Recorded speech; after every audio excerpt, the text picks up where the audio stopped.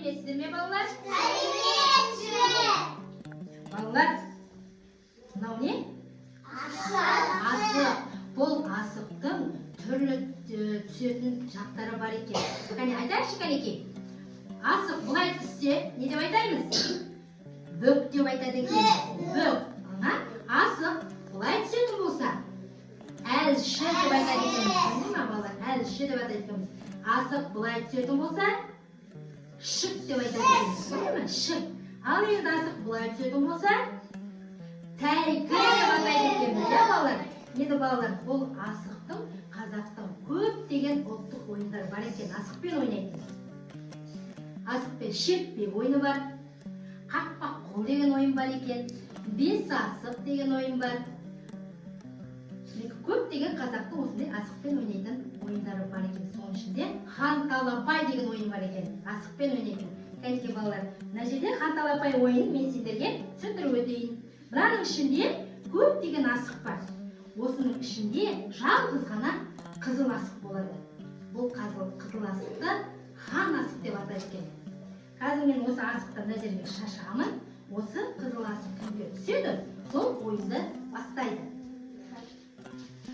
Талапай-ау, талапай. Ойын басталды. Алақай.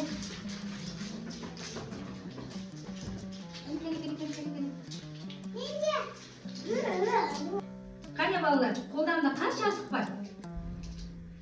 Ал енді осы асықты мына жерге тізіп, асық ату ойын ойнайық, иә балалар?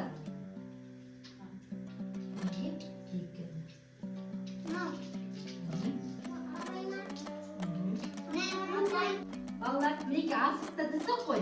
Енді осы асықты тұрып, шертіп ойнайық, Қанеке, иә? Атып асықты. Балалар, мінеки асықты тіздік, иә? Енді осы асықты тұрып, асықты атып ойнайық, Қанеке, шертіп, иә? Қанеке, тұрайық.